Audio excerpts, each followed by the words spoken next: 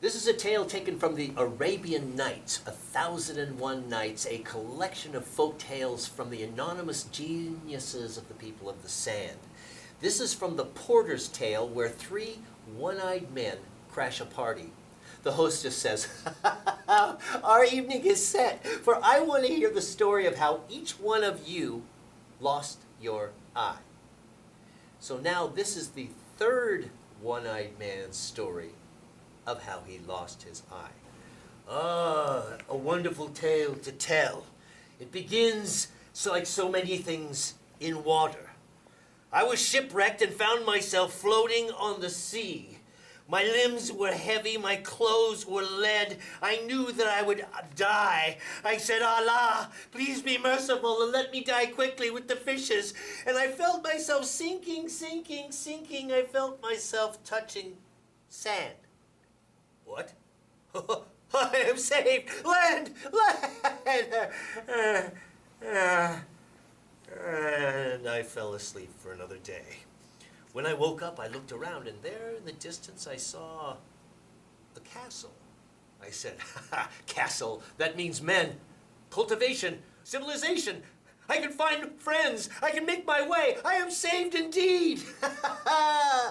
Well, I found myself into the house, went into the blue room, inched along the wall, following the sounds that were coming.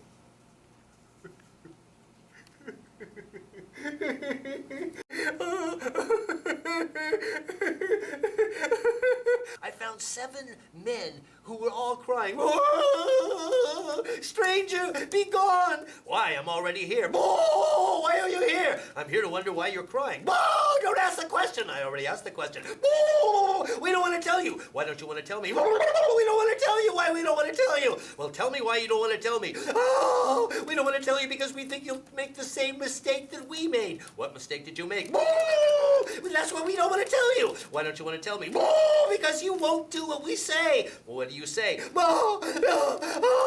"We didn't do what was told to us, and we are afraid you will make the same mistake." "What was told to you?" "Oh, don't be tempted. You'll hear. I've got to leave. Tell me what to do." "Go 3 days towards the setting sun, and there you will find an orange dome. Go inside. You will find a beautiful life, but do what you are told. Do not stray." These men are crazy. I've got to get out of here. And so I walked for 3 days toward the setting sun. I came to the orange mosque, and there, inside, I saw 17 women who all said, "Oh, we are so glad you are here. We have been waiting for the next one, the new one. We are yours. We will do anything to make you happy." And I said, "This is a very good day." But one of the girls said, "Excuse me, I must say, I don't like this story at all, and I want you to change it." "Well, what do you mean?" "Well, what? Women should just exist for you? No way. We are modern people. We have a mind of our own. We have our own personality and our own desires. We're not here for you. Change it." Well, it's a 700-year-old story. "Never mind. Change it now." Okay. So he came into a room, and there he found a very attractive woman who had a mind of her own. Yes, she did. And she could speak her mind. Yes, she could. And he enjoyed that. Oh, yeah, he did. And they had nice conversations and found themselves quite attracted to each other. Yes, they did. And they had a pleasant time together and became very close. Yes, we did. But one day, I went, "Oh!" "Why are you sighing?" "Oh, because my father has built this beautiful palace, and once a year I must leave the palace, and whoever is inside it, yourself." "Yes." "I must leave for 30 days. "Well, I can wait for you for a month." "No one else has." "You mean there's been others?" "Yes, and, well, they all did what I told them not to do, and then they disappeared, and I like you. I'm afraid we'll never see you again." "Well, what do you tell me to do?" "There are 30 keys to 30 doors. The last door is not to be opened. Don't open the last door, and I will see you again." "Oh, I fear you will do it." "Don't worry, silly woman. I like you. Don't do it. Goodbye." I can resist temptation. 29 doors in 30 days is plenty for me. Let me see the adventures that unfolded. Well, indeed they did. For the first day, I went into the first door, and there I beheld a forest so marvelous, glowing in all directions. I spent the whole day in rapture looking around. You say, ooh, ooh. Yes, it was wonderful. And at night, I slept soundly. The next day, I went into another forest.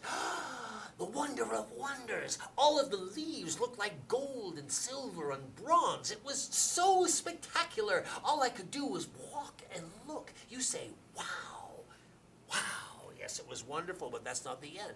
Another day, I walked into another door, and I was small, like an insect inside of a huge forest of fern. You say, amazing. Yes, it was amazing, but that's not the end. For another day, I walked in, and I was as small as a water spider floating in a lily pond. You say, huh?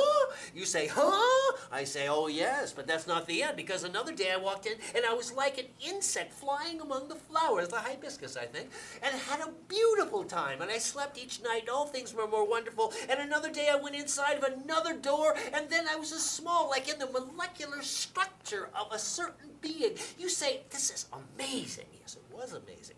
But that's not all.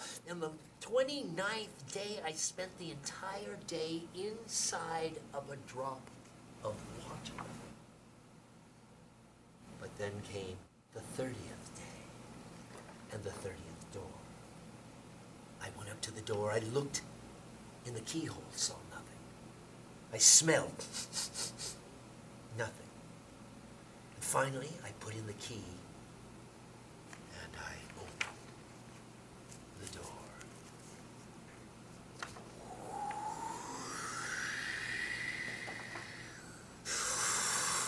Smoke filled my nostrils and knocked me to the ground. I could not see head nor tail. I could not feel. And after 15 or 20 minutes, the spell lifted itself, and I looked into a hallway full of incense burning without end. On all fours, I crept down the hallway, around the corner. There, I moved a curtain aside and found myself in a room with a horse. The horse turned and in a big voice said, "What does horse speak for?" "What do you think you are doing here?" I said, "I am man, you are horse, I will ride you." The horse went, which means get over yourself. I said, "Do not think I will not. I am man, you are horse. Man was meant to conquer nature." "Yes, I am, I will ride." And I went up and I threw myself upon the horse, which is when I felt something tug at my feet.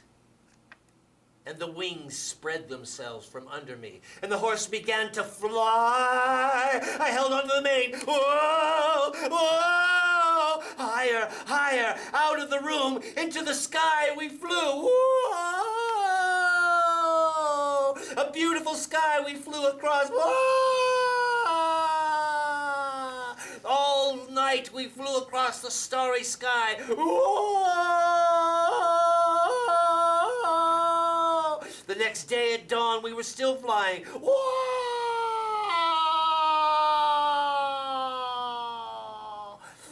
That afternoon, I saw a minaret. We were coming close to a palace with its domed roof. And before I knew it, we were touching down.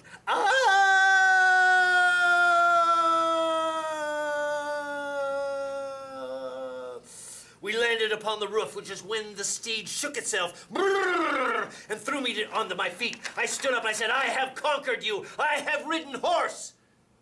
That's when the horse lifted its back hoof and kicked me in the eye. Ah! Oh!